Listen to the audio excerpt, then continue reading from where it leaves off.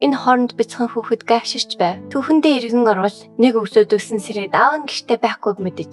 Тэр үед эрэгтэйчүүд эмэгтэй олслог төсчийг татвар им бас хүн анхан түгээмж байсан тул шинээж хайхаар явсан байж магадгүй гэж бодов. Дүүлсэн шинээжтэй босхтой баяртай байгаа гэдэгт тэр итвэжтэй байв. Гэтэл тэр хүүхдийн царайг харахад охин иж дуурсан харагдах бөгөөд энэ нь түүнд түүх таалагдаагүй юм болов гэсэн бодол төрүүлв. Охин нэр булан руу зааж түүний тэнд очиж сохойг хүсээд зургийн номоо өөрөө уншиж өгсөв. Сургууль дээр юбом Жэна зохинтой гэсэн бодлосоо сая чадахгүй байв. Тэр үед Гүнжүү гэдэг охин тансаг машинаас бууж ирэв. Тэрээр солонгосын шилдэг 3 секундын өвхийн нэг болох гүнговийн зархамсарч байв. Гэвч тэр сэзэм ууршихаас илүү өөрийнхөө гадаад төрхөнд санаа тавьдаг байв. Хөшөрхөн нүүр бодтыг нь бачдаг тул тэр үгээр хичээлэх дургүй байв. Түүний харц сэтгүүлчд дээр өнөж тэд өөрийг нь хүлээж ясан юм болов гэж гайхав. Тэрээр сэтгүүлчдийн анхаарлыг татхад дургүй өчөг туслах киндэ сэтгүүлчдтэй ярьж зарцуулахаар ташаав. Туслах нь хүнд төчтэйгээр сэтгүүлчд түүнийг хүлээж биш өөр хүн хүлээж байгааг хийв. Тэр дараа тэдний хэний хүлээж байгааг гайхаж тэдний өрмийг хүлээж байгаагаа ч мэдэв. Тэрээр түүнийг хэр үзэсгэлэнтэй болохыг бишрэхгүй чадсангүй. Энэ хооронд орон өөрт нь сандаж болж байгаа хөвгүүний дээр сууж исэн бөгөөд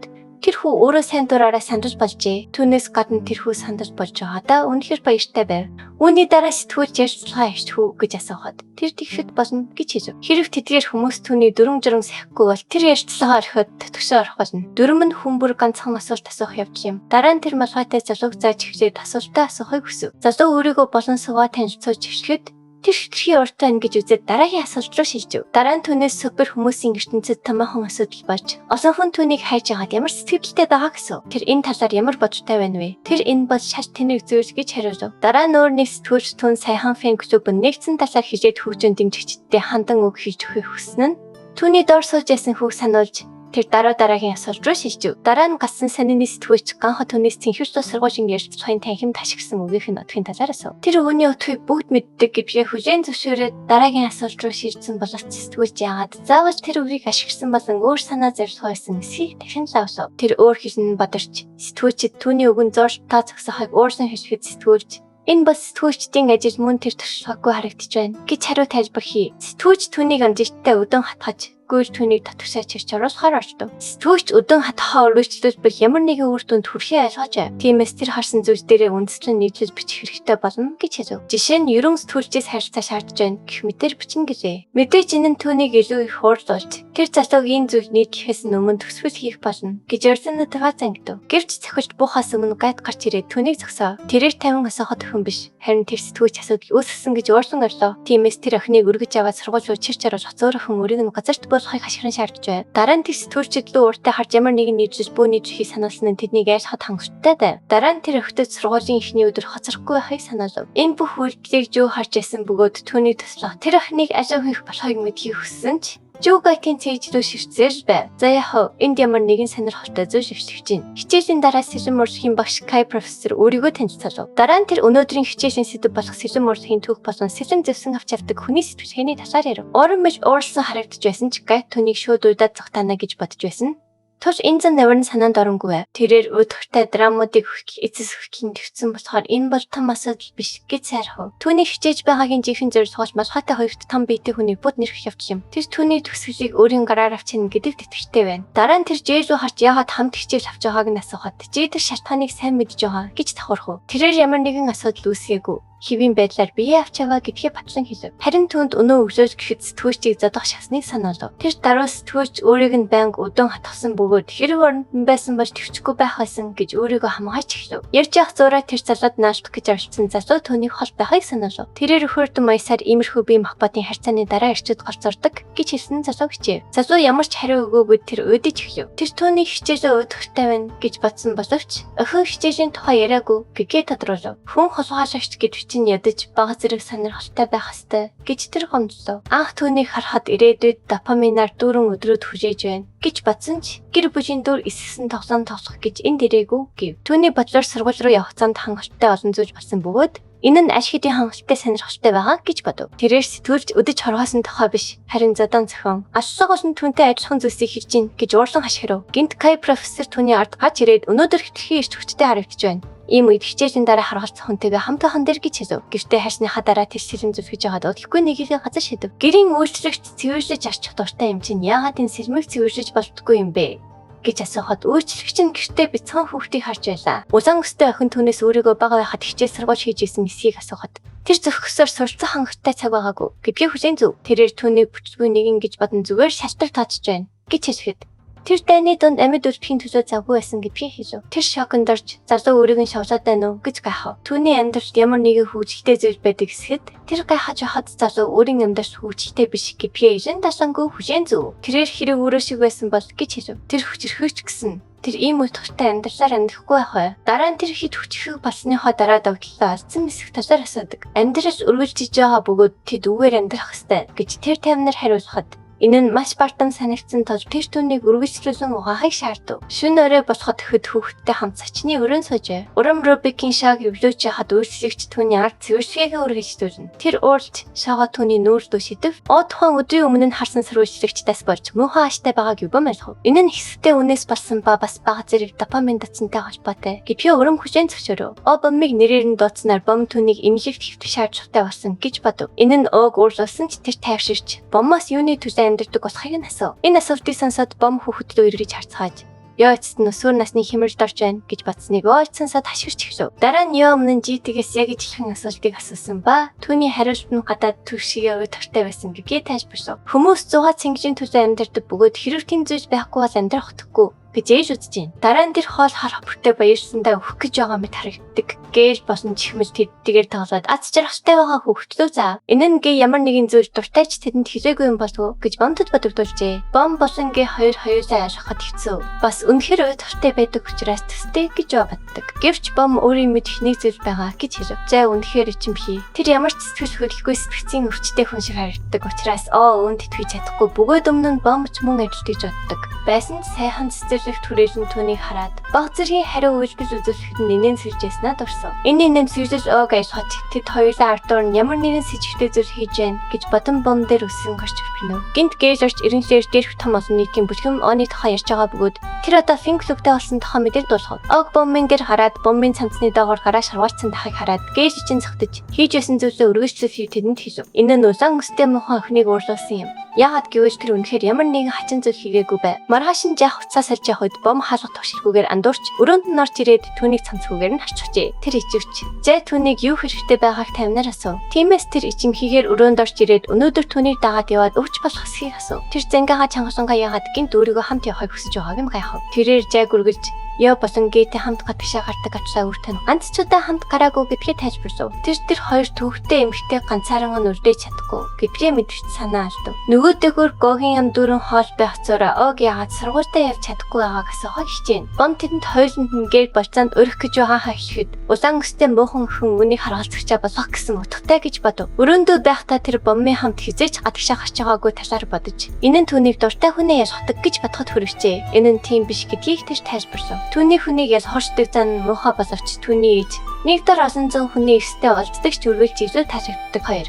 Гурван хүнтэй байдаг байсан тул тэр үнийг ойлгож байна гэж гээж хэлв. Түүний ээж үгээрээ нийлээд зэрэг байжээ гэж бодов. Бом түүнийг хөвшөөд тусгаасан ачлаа отхонч анхаарч хандуулдаггүй гомдолтой байгаа бөгөөд энэ нь яг ч загас биш чад хайдагтай ажил байлаа. Тэд түн дээр анхаарахаа байсан тул тэр царын ганц хэрэгцсэн нэгэн болжээ. Дараа нь тэр гээжийн тэгвэрт уйлан яг мохоо хөнгөж дуудав. Тэд ямар ч асуудал үүсэхгүй бөгөөд тэр тэднийг өөрт хянаж чадахгүй тул бомтой хамт яваад ирч болно гэж яваа түн дамлав. Сургууль дээр хүн бүр оны ихч бомын тухай ярьж байгаа бөгөөд бүгд түүнийг маш хөөрхөн бөгөөд элсэлтийн ярьцлагадаа төгс оноасан гэж буцааж тэрээр тийм чадвартай биш юу өвхтэй холбоотой гэдгийг сонссон нь хүмүүс цэжиг төрүүлжээ. Манай хүү тэр хүмүүсийн яг ард сууж явахдаа энэ бүх ховжийг сонсогдно. Нийгмийн 900 онлын хичээл дуусч үлдэгдэх хугацаар нийгмийн бүжгийн дасгал хийхэд зориулж болно. Бүжгийн дасгал хийх нь үнэхээр ичмээр санагдаж байна гэж сурагчид бодож байв. Хэрв тэд хэд хүний төвшөнд хүрвэл албан ёсны арга хэмжээнүүдэд оролцох шаардлагатай болно гэдгийг багш тайлбарлав. Тиймээс тэд хаана нэгэн газар жинхэнэ утгаараа үзүүлбэр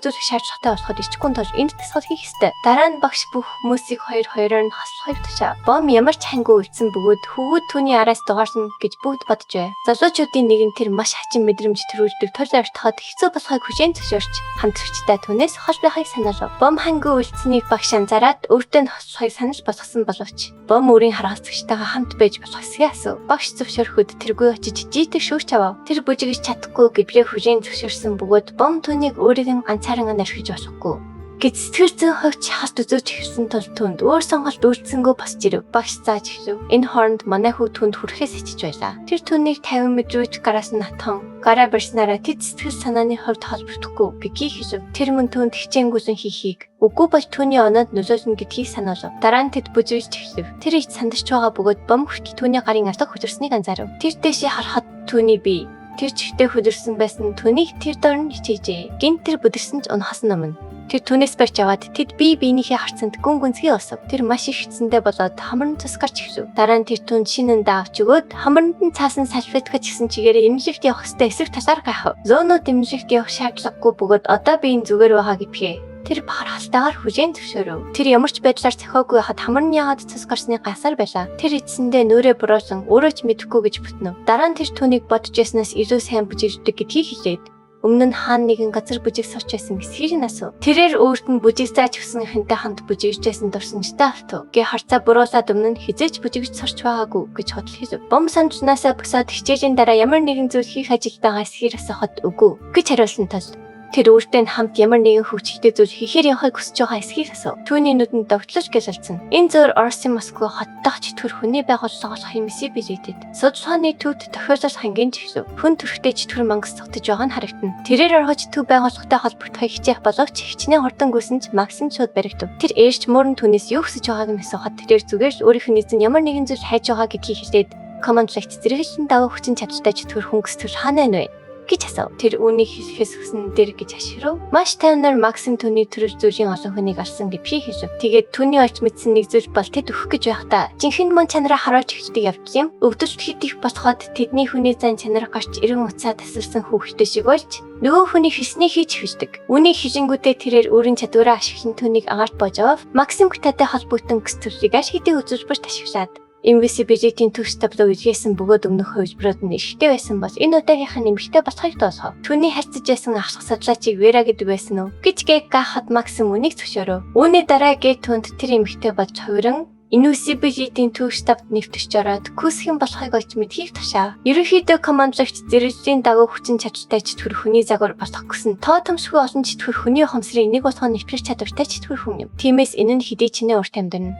Төдий чинээ олон ухамсарыг зөвлөж чадах тул үнэхээр аюултай оршихуй болдог. Энэ шалтгааны улмаас Гэ хувилбар бүрт кэс загварыг устгахыг үргэлж нэгдүгээр тавьдаг байв. Гэвч энэ удаагийн хувилбар нь өмнөхөөс өөр байсан тул энэ даатгарыг үнэхээр хэцүү болгож байна. Providence-ийн хязгаараас илгээгдсэн хорон санааг их цаг уншиж дэвшин цаг хугацааны шагнамаас хазаасан оршихуйг хайж байна. X өөрчлөгдсөн харуулын ярьсан харуулын өөр нэг үйлдэл байх ёстой. Гэ өдөр тутмын амьдралыг нь саатуулсан ямар ч зүйлийг ашна гэж бодон гараа зангидав. Бомб хөшгөний цаанаас дуудахад тэр сатарав. Бүсгүй өмссөн бикинигээ харуулхад тэр юу бодож байгааг гахав. Тэр зүүн зөрүүлж сайхан бикини авахыг хүсэж байгаа тайлбарлав. Гаднаас сайн харж чадахгүй тул тэр төтгшөө орж ирээд харахыг хүсв. Энэ хөвгчтэй байх ёстой байдал өдөртэй ажил шиг санагдаж байна гэж тэр санаа алдав. Тэр хөвгчж байсан ч санаа нь зовж түүний хачин бодож байгаа эсхийг гахав. Тэр уурж өөрийнх нь уурын сухлыг бүү ивт гэж хэлв. Тэд буцаж асгаж явахдаа түүнийг түрүүн хармаар байсан эсхийг бодоход тэр үгүйсгэж яаж түүнийг хармааргүй байна гэж бодож байсныг гайхав. Тэр үнийг авах ёстой байсан гэж шавсхайг оролцсон ч тэр юу ч таасангүй. Дараа нь тэр энд ирсэн жинхэнэ шалтгаанаа хүлээн зөвшөөрөв. Энэ нь хүүхдийн бэлгэний төлөө байв. Тэр юу хэлэх гэснийг нь ойлгосонгүй. Тиймээс тэр хүүхдийн баавга бүрэн урагцсныг тайлбарлав. Тиймээс тэр түнд шинийг авч өгөхийг хүсэж бусдад ч бас бэлэг авахыг хүсэж байна. Гэ бусдад юу авахыг хүсэж байгааг нь гайхав. Үүнд тэрээр гах утсаа готортой тул найзуудтайгаа гадуур явахдаа эвгүй санагдахгүй тул төрөгч авч өгөх санаа гаргав. Ягийн хувьд тэр өчигдөр дурдсан жаахан хачин зүйлийг авахыг хүсжээ. Тиймээс тэр гээж болон өөгийн бэлгийг аван гэж хэлээд явлаа. Харин тэр Жойжийн бэлгийг сонгох боломжтой болжээ. Тэр холдож түүнийг ганцаараа дэлгүүр хэсгэд зүгээр эсхийг нь бодов. Тэр тоглоомын дэлгүүрт очиж баавгай сонгов. Касчин манай хүүг хараад хатуухан шөмжлөв. Тэр түүнийг 20 гаруй насны эсвэл 30 дөнгөж харж байгаа гэж таамаглаад царайлаг болохыг нь анзаарав. Түүнтэй хамт ямар ч эмэгтэй харагдсангүй. Тэр хүүхдийн тоглоомын талаар юу ч мэдэхгүй болжтой байв. Касчин ухаалаг бөгөөд тэр хүн шиг хүмүүс мөнгө итгэхийн амархан үрдэг гэж бодов. Тэр түн дээр очиж хүүхдэд бэлэг сонгож байгаа эсэх болон хүүхэд хэдэн настай гэсэн. Хүүхэд 4 орчим настай. түүний охин биш чихэн хүүхэд гэж тэр хариулав. Касчин түүнийг авга хан гэж таамагсан бөгөөд авга ханаар өөрсдөө бижиг сонгодоггүй. Тож энэ нь ховор тохиолдож байв. Дараа нь тэр хүүхдэд мөнгө зарцуулах тал дээр жаахан мэдрэмтгүй байна гэж хэлэн түүнийг иргэжүүлжээ. Тэрээр 4 настай хүүхдэд хүүхдэд Бавхан оронд энгийн тоглоом апоч илүү төхөөрөмжтэй бөгөөд энэ тоглоомоор хүүхдтэй татна харилцаа тогтоож болно гэж зөвлөв. Мөн тэрээр хэрэг энэ тоглоомыг хождож апоч бусад бүх тоглоом хэмдэрчтэй өнөөрөөс гэсэн санал тавиа. Тиймээс тэр тэдгэрийг үзэхээр шийдэв. Дараа нь тэр түүгээр маш олон тоглоом хождож авахулж харангасгүй гэдгээ батлан хийв. Тэр карта гаргаж ирэхэд Касчин хар карт зөвхөн тэдний гэр бүл толгойдог. Төр түүнийг веб гэр бүлийн гишүүн гэдгийг ойлгов. Тэр аз таарснаа ойлгов. Тэр түүнийг илүү оройс хараад царайлаг болохыг нь олж мэдэж гэрсэн байсан ч араас нь оршдууд яадаг бол гэж бодов. Тиймээс тэр найз бүсгүйтэй эсхийг нь асуув. Гинт бомб гарч ирэн гартаа зөвтгөхөд Касчин үнийг найз бүсгүй нь мөн эсхийг гайхав. Тэр дараа дөрөв тогтцыг нь анзаарч сургуулийн сурагч гэдгийг нь мэдээд гинт үү байх гэж бодов. Дараа нь бомб юу ч мэдэхгүй залуу дээр Касчны хийхийг оролцсон бүх зайлшгүй хүчийг орж сая буцааж тавив. Гүйл тоглоомд дөрвөө гэж хэлээд тэр манай хүүгийн анх сонгосон баавхан тоглоомыг хурцан сонгож авав. Тэр Касчин руу хандан өнд веб хямдарч үзүүл эсхийг асуув. Тэд шүн буцаж ирэхэд дахид болон хүүхэд тэднийг хараад гайхав. Гээж төрөвч рүүгээ хараад санаанд хөөгээр би чамд хайртай гэж хэлв. Бомб болон гэд баярсандаа ингэж хэлв. Тэр юу асныг гайхав. Харин ёо залтай инээн сэжил тодруулаад том хүний тоглоом маснаа хүжээн зөвшөөрөв. Тэр гол руу төхөж очиод үнийг түн дээр туршиж үзэх хүсэлтэй байгаахаа хэлв. Энэ хооронд хүүхэд асан тоглоомонд талархас илэрхийлэхээр манай хүүд төхөж очив. Дараа нь бомб гэд зэрвэж часан бэлгээ харуулв. Тэр хайрцгийг нээхэд зангаа байжээ. Тэр яргүй өргөлж ижихэн зангаа зөөдөв тус үнийг авчээ. Цаашлаад тэр өөрөө мөнгө олдог болоод түнд хослол авч өгөхөөр баяртай төлөвлөжээ. Тэр түн рүү хандан өөртөө ямар нэг зүйл авах хэрэгтэй байсан гэж хэлэхэд тэр өөртөө нэг юм асан ч хожим нь харуулна гэж хариулв. Хэдэн 7 хоногийн дараа жатай үйлчлэгч рүү хандан 3 хоног явах тул хүүхдийг анхаарч халамжлахыг тушаав. Үйлчлэгч түүнийг хэд хол явах гэж байгаа эсхийг гайхав. Жита үнийг зөвшөөрчээд өөртөө нь хамт явах болно гэдгээ хүлээн зөвшөөрөв. Сургуульд ч төрийн эсрэг хүний тулааны симуляц эцэст нь эхэлжээ. Энэ нь виртуал дүнжин доторх сурагчдын 2 хоног 3 өдрийн амьд үлдэх тулаан байх болно. Сурагчид 3 хүний өвөр түүнтэй байх ба тэдний удирдагч ташааж өгөх болно. Үүнийг оператор гэж нэрждэг бөгөөд энэ нь Монголын дайрчдад мэргэжсэн хэд хүний өвсгүүдээс гарчтай бөгөөд тент оператор гэсэн үүрэг байсан. Энд харгалзагч нь операторын үүргийг гүйцэтгэх болно. Баярч өмнө нь бодит тулаан харж байгаагүй бусад сурагчдыг шоож эхлэв. Энэ бол ганцаарчлсан дайрч биш тул 50 байх хэрэггүй гэж хэлв. Тэд симуляцийг дуусгах хөстэй 3 хүний өвөртэй. Тэр зөвхөн өөрийнхөө дуртай хүнтэйгээс хослох боломжтой гэж хэлээд санаа алдав. Сурагч тэдэнтэй баг болохыг хүсч ярьтахад тэр тэднийг өөртөө холдохыг хэлсэн ч тэдний нэрийг асуув. Залуу нь өөрийгөө Хяг Сожиро охин нь Ким Жин гэж танилцуулав. Хүндэтгэлийн үднээс тэд бүхийж саад болохгүй тулд чадах бүхнээ хийн гэдгийг амлав. Дахин тэднийг явахыг хашгирсан ч Жидэ түүнийг үл консершиж тэдэнтэй хамт бүлэг өсгөв. Тэр Жид уурсан ч тэр түүний зан авирыг таасангүй. Чадтай юм бол өөрийнхөө багийг бүрдүүл гэж хэлв. За, энэ нь түүний даруй болох. Гинт Сожиро өөрийнх нь эргэн тойронд байхгүй байхыг сануулсан гэдгээ өөртөөгаар сануулсныг залаад алгадагд. Сожиро ямар ч шалтгаангүйгээр уучлалтгүйд Жонны нэртэй дэрэн чин Жи рүү хандан мөн уучлалтгүйхийг шаардав. Бусад өдөртөгчид харж байгаа тул хитрхий төслөө авирсахгүй байхыг түүний багийнхан санаалав. Жонны өнчиг хүүхдүүдийг хинч тоодоггүй гэж хэлэн тэднийг шаалав. Дараа нь тэр Жиний өснөөс барьж дарамтарч эхлэв. Тэр түнд хүрэхгүй байхыг хашгирсан түүнтэй хэрэлдэж байгаад Жонныг уурлуулав. Орж ирээд дэрэн чинээс өнчин хүүхэд гэж юу болохыг асуув. Тэр эмэгтэй рүү харамгцаж галзуу гэдгээр алдагтай учраас өөрийгөө сүрсэн гэдгийг ойлгов. Ахмадууд хүртэл түүнээс хол байхыг сануулж байжээ. Тэр сандарч Жирийг өөр тийш нь эргүүлэхийг оролдож өнчин хүүхэд гэдг нь харгаацчихгүй хүний хэлдэг гэж тайлбарлав. Жонни тэднийг хоог шар гэж дуудан дахин дарамжлав. Үүнийг сонссны дараа өөрийгөө яжигдстай хамт гүцсэн гэж батсан бөгөөд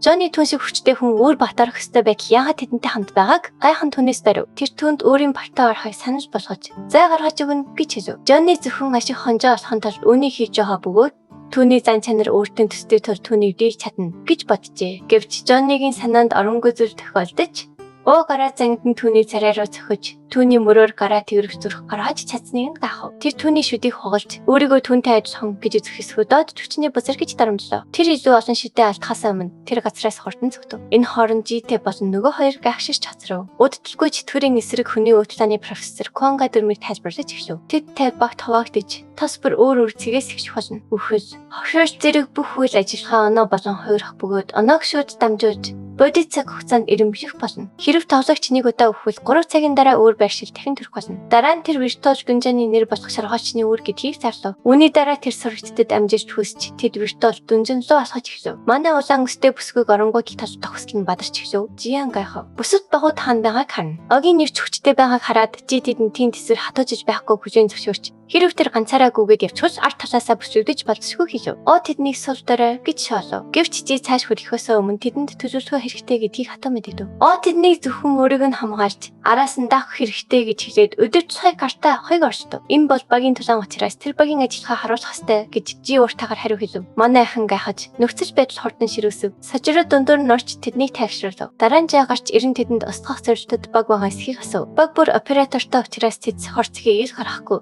Тул тийм чамар биш гэдгийг мэджээ. Жаныг өөдрөг бас гэж дуудаж хинд чамаагүй таарцснаа алцгаа гэж хэвэн оролцохыг залдав. Нөгөө талаар Жонныгийн хамрын өвчин ажиллаагүй байгаач Огийн өмнө дэрэнгүү загнасныхан төлөө. Энэ бол түүний хөтгөстэй зүйл байсан. Тэрээр зүгээр ч түүн найрсаг хандахыг хүссэн ч ийм халцуу байхыг нь таамаглаагүй гэдгээ хүлээн зөвөрөв. Багийн гишүүд нь түүнийг үнэхээр өөрсдийг нь салхаар төлөвлөсөн эсэхэд гайхсан ч Жонны зөвхөн түүний хариу үйлдэлийг л харахыг хүссэн гэж зүтгэв. Тэгээд тэр охиныг бодож уурсан. Тэн таашлахтаа түүнтэй яаж харцгаа бодов. Алаг цаг санаавал 15 гişчээр тэр охин яг гарч ирв. Оор талаас нь өсрөн гарч ирж дахин дайрсаар нөөрийг нь цохиж хаданд мөргөжн нисгэв. Тэдний харгаас хизээ хүрээд ирсэн юм бол гэж гайхан хөсөрч эхлэв. Тэрээр бартаа толтоход битгий тушаалгасан боловч ойжтой инээж энэ бол нэг талыг барьсан юм байна. Тулдд тулаан гэдэг үгийг буруу ойлгож байна. Тэдний бицхэнгүс минут гэж дуудав. Дайсан ойртож буй итгэхэд л уртаагаар буудсан ч өрөн бүсэс шиг хурдтайгаар дайрч байв. Буудагч хүүхэд шиг гүйж өөрт нь буу ойртаарай гэж гурав. Гэтэл тэр ууршигтж бэржлээс болтож шууд нүүрэн дээр нь хач ирээд нухацтай харцаар энэ залуугийн хөвсийг цэвэрхэн зүсэж бүх амьдралын цэгийг энтиг болгон бороолов. Ийхүү нэг алсах баталгаажлаа. Өрөм өөрийг нь зүү дайрахын тулд хашигч дуртай дараагийн залуу дээр анхаарсаа төвлөрүүлв. Хоёр талаанчин сэлэм харшилдах нь гайхалтай харагдахаж өрсөл бичин илүү өндөр байр суурьтай байгаа учраас эдгээр дайртаас зайлсхийхгүйгээр өөрийг нь дарамжиж байна гэж батан бартамж байв. Энэ залуу өөрийгөө Анаkin Skywalker-тай толцож буй Obi-Wan Kenobi гэж батан том зэвсэгтэл бас энэ талаанд ялна гэж найдаж байв. Гэвч тэрээр тулаанд том зэвсгэр бус ур чадвараар ялдаг гэдгийг мартжээ. Юра зөвхөн түүхий сэлэмний ур чадвараараа түүнийг илүүрхэж цахилт хийх боломжийг бүрдүүлсэн гайхшруулв. Манай дуртай улаан өстэй охин түүний хүч чадлаараа өөрийг нь ялна гэж батсны төлөө шалав. Дахин нэг шийдвэрлэх төсөлтийн дараа өрөн бас нэг алсгаа хийснээр ялалтын цовруурсаа өргөжлөлөв. Эдгээр хоёр залууг хэлбэхэн устгасан энэ дөгөөлөө охин тэд түнд ямар ч мэдрэмж төрүүлээгүй. Тул бах зэрэг сэтгэл дундуур байлаа. Тэрээр цаашид хүн байхгүй вэ гэж санаа зовсон боловч найзуудынхан нэг нь үнэндээ байгаа гэдгийг тайлбарлав. Эргээд харц өрөн марван толгохон оноотой арай ядан мөлхөж буй энэ залууг анзаарав. Энэ залуу ялангуяа нүүр царай нь ийм байхад дахин задаа хийхийг хүсэхгүй байв. Гэвч тэрээр нүүрлүүн зөхгүй байхыг болсон ч миний залуу ямар ч байсан сайхан зөхөж дамсав. Өдөрдөгч хүртэл бурхан минь энэ арай л дэндүү юм гэж хэлэх шиг болов. Уран хонцаараа тоглож бүх тулаанчдыг ясныхаа төлөө асуу ташиж хүлээж авсан бол нэг ягаан өстэй охин түүний галзуу тулааны ур чадварч цэчирсэн байв. Энэ үед өрөн малтартай болсон гайхмар зүйл биш юм. Тэрээр гайхалтай хэдий ч өөрийг нь халамжлагч хичнээн гайхалтай болохыг анзаарахгүй байж чадахгүй байв. Энэхүү сургалтын тусгал манай шиг чадахгүй байсан жай бүсэд багтаа гүйцэж төрүүлж чаджээ. Тэрээр өрөмийг гарч ирээд төгс цэхэл хийхэд төхөөрөмжтэй цагийг тун овчноор бүрдүүлж өгсөн юм. Өөрөөр хэлбэл энэ залуу Аянокожигийн түвшний төлөвлөлт болон ур чадвараа гаргаж байгаа бөгөөд түүний гайхалтай оператор байх болно гэж таамаглахад гайхмар зүйлгүй. 30 багийн бүх гишүүд яригдсанаар тус баг өөр байршилд 3 цаг хүлээсний эцэст дахин гарч ирэх ёстой болжээ. Гай эдгээр хүмүүсийг авч явахыг харав. Тэрээр нөгөө залуу руугаа толгой төхөд анхаарсан ганц багийг устгасны ачаар тэргүүлэгчдийн жагсаалтын 6 дугаарт бичигдсэн өрөөмийн баг руу шилжив. Симуляцийн хугацаа хараахан ихэнх шатандаа байгаа тул бусад багууд хараахан бүрэн утгаараа дайраагүй байв. Тэгээд эрүүл мэндтэй ямар ч охирч амжилтгүйгээр багийг ганцаараа устгаж урамшуулал асан өрөн байна. Багийн гишүүд нь түүнийг тойрон эргэлдэж гайхалтай гэж магтаж байхад тэрээр шаргал өстэй залуугийн нүрийг тагаж барьж аваад бибгээр залхуучууд ямар ч ажил хийгээгүй бөгөөд зүгээр л артан зогсож байсан болохоор амаа хамхаарай гэж хэлв. Энэ тэнэгүүд өрсөл бичдгийг нь арт талаас нь буудах ёстой гэж тэр бодож байсан учраас түүний бухимдал зүтгэхээр юм. Гэвч тэднийг буудаж унахын оронд тэнэгүүд шиг зүгээр харж загссан юм. Өрөн сэтгэл хангасан бус байгаа. Бөгөөд тэд зэсгийг чимүүлэн шиг авч явдаг хэмээн шаалав. Улаан өстэй охин тэдэнд мөнхөө зургатаар байранд сэтгэл хангасан байж чадахгүй гэж хашгирч байхад багийн ханан тасарч чадаагүй дэ уучлахгүй. Тэрээр ямар ч хамаагүй нэгдүгээр байрыг эзлэхийн тулд бүрэн дүрэн бэлэн байлаа. Тиймээс энэ бол энэ ширүүн зуугийн хорт дөнгөж эхлэл юм. Охин маш их уурсан тул шаргал өстэй хүүг захисаар хоцлаагүй төлөө дэмлэж жийтэй уртай эцэг шиг бүгдийг харж явахад түүний хүүхэд гэж дуудав. Гэртээ бяцхангуул тоглоомороо тоглож байв. Симуляц эхлээд 2 хоног өнгөрсөн бөгөөд хуурамч дүнжааны удирдлагын өрөөнөөс талан бүрийг хянаж байв. Профессор Конгтэй түн залхууныг бөгөөд өнөөдөр хөтөлбөрийн сүүлийн өдөр баяж байгааг тэмдэглэж байв. Тэрээр хин нэгдүгээрд явж байгаа талаар асууж тавир баг нэгэр багийн ард явж байгааг ч мэдэв. Нэгдүгээр баг бол хэдийний 2 дугаар курсын шилжгүүд байгаа юм. Гэхдээ гидэ тавир баг хинээс бүрдсэнийг мэдхийг хүсв. Энэ бол үнэндээ урам юм баг 2 гишүүнтэй улаан өстэй галзуу охин болохыг тэрээр хортон олж мэдэв. Улаан өстэй охин үндсэн хамгаалагчаар тоглож хаки сожроо. Ким Жиннер арт нь мэрэгэн бод хүчээр явж өөрөөр хэлбэл улаан өстэй охин бүх зүйлийг зохицуулж байгаа ч тэрээр ганцаараа тоглож байхдаа хэрхэн 2 дугаар байрт хүрсэн гай хашигчээ. Тослох нь энэ бол үнэндээ гайхалтай тоглолт хийж буй операторын ачаар гэдгийг тэмдэглэв. Гайд эдгээр хүмүүсийн ясан замыг харуулсан бөгөөд тэрээр харсан зүйлдээ цочирчжээ. Тослох нь оператор ямар нэг байдлаар холбоотой байж магадгүй гэж тамгаалав. Гэвч Гай өөрөө тэндээс ирсэн болохоор бүгдийг нь мэдэх ёстой. Тус манай залуугийн тухай сонсоогүй бай. Тэрээр баримтуудыг эргүүлж чихлээ. Урам академийн ха тодорхой асуудал таригч болох тухай. Мөн профессор нь түүнийг содмаг химээ үздэг бомб бий. Энэ бүхэнтэй холбогдсон хүн бол эдгээр охидыг халамжилж буй энэ залуу юм. Гэсэн хэдий ч түүний өнгөрсөн амьдралыг шалгах нь хин нэг юмээс засал хийсэн мэд хэлбэрхэн устгасан эсвэл өөрчилсөн мэд санагдав. Туслах нь өөр нэг хэрэгцээгээ хуваалцав. Энэ нь нэгдүгээр баг тэмдэглэгээ хийхээр тохируулагдсан бөгөөд энэ нь тэдний зам бусад багуудтай огт давцаагүй гэсэн үг юм. Өөрөөр хэлбэл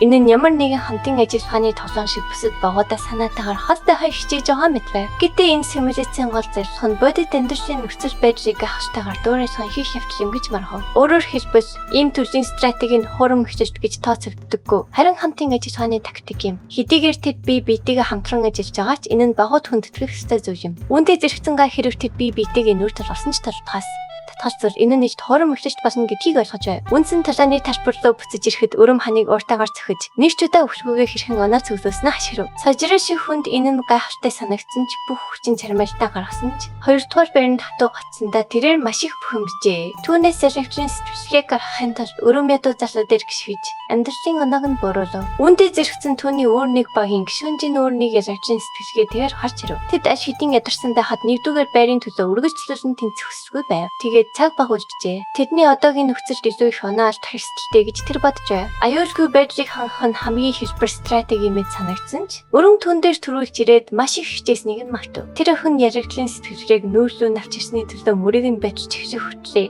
Сайхан охины дүрд тоглож байгааг харахам гайхмаар байлаа. Өрөм тэднийг буруутгав. Тэдний хинч биш мэд тоглож буй нь ганц бие байсныхын төлөө биш. Харин ямар ч хордлоггүйгээр дэндүү амархан бууж өгдөг ялгар бичиж шиг байгаад нь байв. Тэрээр тэдэнд анханасаа өөрийг нь урам хоосгүй гэсэн амжилтаа сануулж хэцүү байсан ч босоод ирэхийг тушаав. Тэд ялгартгчийн хувь тавилгаасаа татгалзав. Аим шиг биш уур хилэнгээр дэвсэрсэн мэрэгэн бодогчид урам зориг авч зөвхөн нэгдүгээр байрын төлөө зарив. Ерөн тэдний хандлага өөрчлөгдсөн түн баяртай байгаа харагдах бөгөөд жид түнд Коби Брентийн яриагаа дуусгасан бол нааш ирэхийг тушаав. Тэрээр бусад багууд хоорондоо харилцаж байгааг ичгэх хан дээрх тодорхой тэмдэглэгээр анхаарч ийг нь хандуулав.